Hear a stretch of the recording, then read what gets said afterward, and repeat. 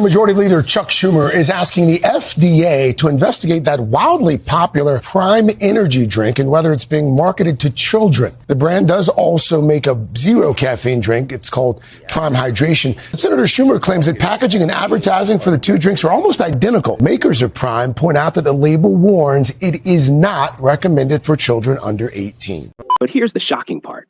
Prime might be heading toward a full-blown collapse. I know what you're thinking. Wait, what?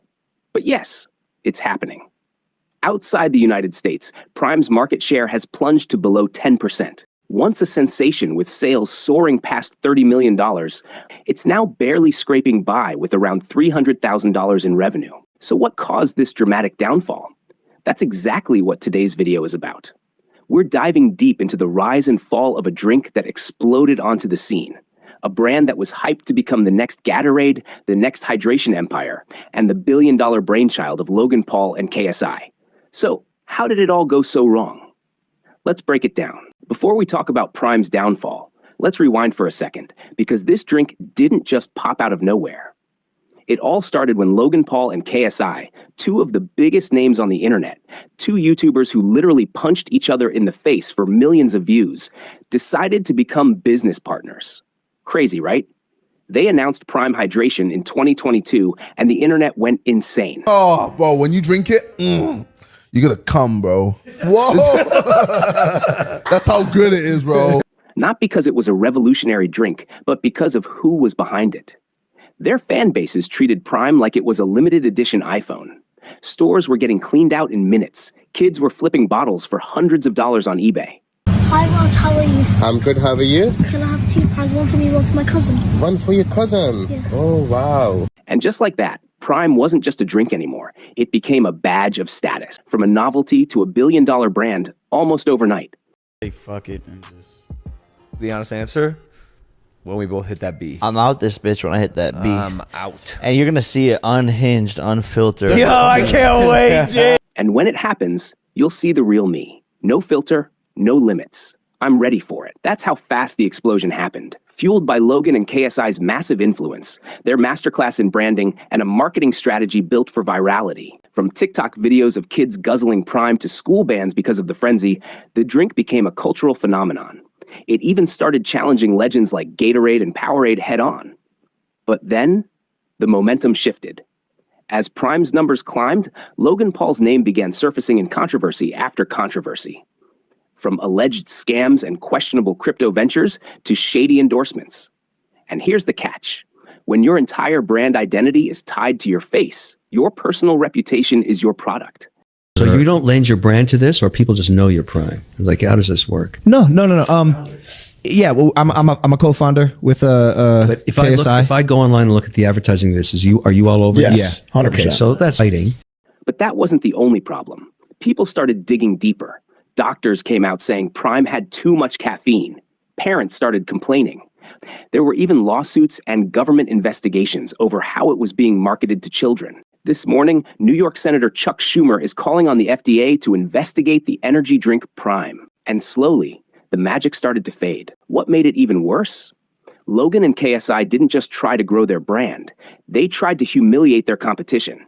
They openly mocked Gatorade, threw shade at every other hydration drink, and acted like Prime was untouchable. The hydration beverages that are on the market right now are like either A, not good for you, B, taste like, or C, are archaic as. But here's the thing. People can smell arrogance from a mile away. And when consumers saw the founders acting like bullies, stirring up drama, and turning their business into a personal battlefield, they started backing off. No one wants to support a brand built on ego, conflict, and chaos. Just like that, the billion-dollar hype machine began to sputter. What once looked unstoppable is now quietly unraveling. Prime has become a textbook case of how celebrity can build an empire overnight, and how unchecked ego can tear it all down just as fast. And we're just getting started. The fall goes even deeper. Logan Paul's reputation took such a hit, he even dragged his pregnant wife into the marketing mix. Yes, he used her to push a product that many now see as shady. We've got our snacks, our energy drink. And aside from the greatest meals ever, courtesy of Lunchly, we've got the turkey, cheese, and cracker stack. Oh, and the Fiesta nachos. Can't forget those. My personal favorite. Now take a step back and really think about that. You're out here telling the world Prime is for everyone. But when people started digging into the ingredients, they found concerns. Questionable contents, unhygienic production, even potentially harmful additives. How do you explain that? What will you say when your own child looks you in the eye one day and asks, "Dad, didn't you know what was in the drink you were selling to millions of kids?"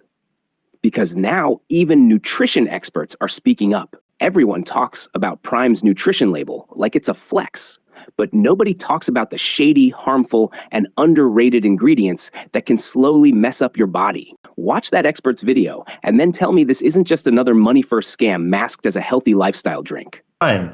More like crime. This is Logan Paul and KSI's new drink. Dare to battle Gatorade. Guys, is it a good drink? 3 problems I have with it. Let's go with the good things. It has filtered water. Great. Coconut water, which is good for hydration, and some BCAAs, branched chain amino acids. Can't go wrong with it.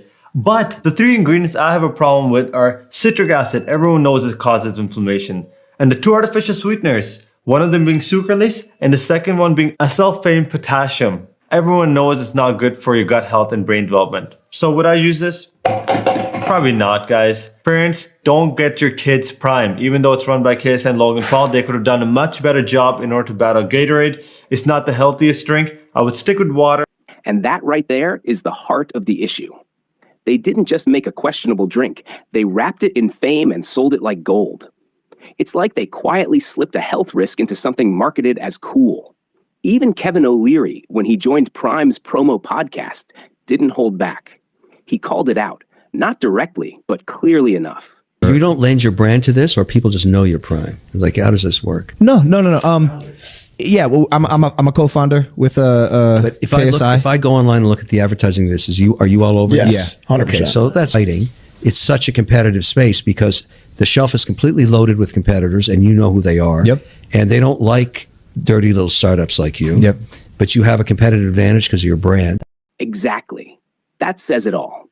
There's no innovation here, no long-term value, just 2 influencers riding a tidal wave of attention.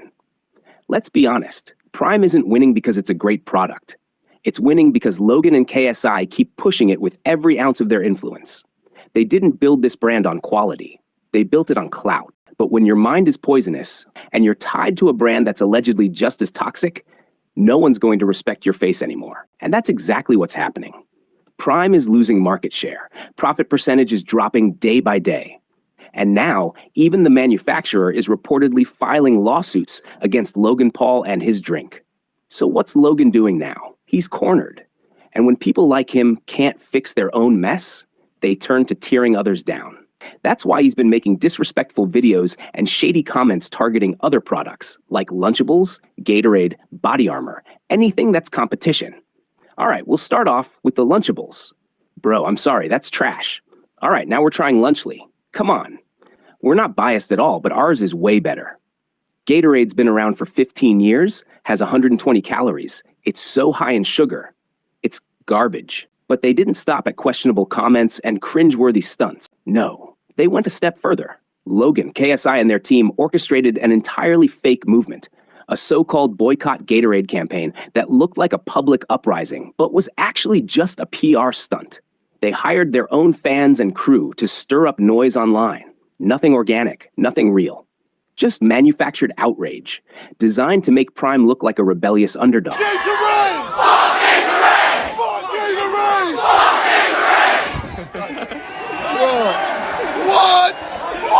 Wow. The UK shows up. Holy shit. Like compared to, all our competitors, we're just destroying them. By doing the wackiest shit. Though. Yeah, like we got in Prime mascot costumes and shadow box. Bro, when you ever gonna see what Gatorade do that or Powerade or these other That's not clever marketing. That's shameless manipulation. And this is where it starts to fall apart. Logan Paul is actively torching everything, not just Prime, but every brand he touches, all in a desperate bid to distract people from the ugly truth behind the products he pushes. Instead of owning the missteps, he's trying to shift the narrative, blaming bigger, more respected brands that actually earn their place with quality and consistency. It's honestly sad to watch, a last-ditch effort to stay relevant by dragging others down. And here's the wild part. It still doesn't stop there. Logan's original goal was to make Prime look like the ultimate drink for athletes, like it's the new essential in sports culture. But then Derek from More Plates, More Dates came in and exposed the truth. Prime is not even good for athletes. So at this point, drinking Prime is just a waste of your money. You're not getting healthier. You're just helping a shady influencer stay rich.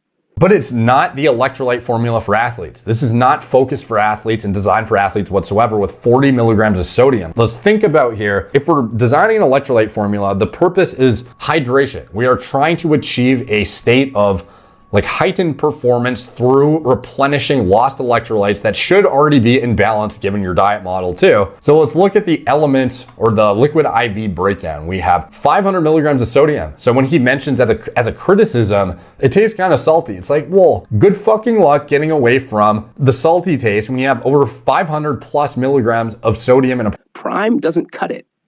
And now, as more people start digging into this whole mess, even the government isn't staying silent anymore. Authorities are no longer looking the other way. Real investigations are now underway, with a spotlight on how Prime has been marketed directly to kids. Let that sink in. We're talking about a drink filled with questionable ingredients, marketed like it's some kind of magical superhero elixir. But in reality, it could be putting children's health at risk. This isn't just influencer drama anymore. It's quickly turning into a public health issue. This morning, New York Senator Chuck Schumer is urging the FDA to investigate the energy drink Prime. One of the summer's biggest status symbols for kids? It's not a gadget, not a toy. It's a drink. And now it really seems like Prime is reaching the edge. The empire built on hype might finally be collapsing under its own weight. But what happens after the crash? If Prime falls, there's a real possibility that Logan Paul will finally have to face the consequences, possibly even legal ones. And KSI, he won't walk away untouched. His name is stamped all over this brand, and when it sinks, it could drag their reputations down with it. So here's the question. Where do you stand? Are you still buying into the flash, the noise, the nonstop influencer push? Or are you ready to step back now that the truth is out? Let me know what you think. Because in the end, it's not just about drinks or drama. It's about who we choose to support. And your choices? They decide who rises and who fades away.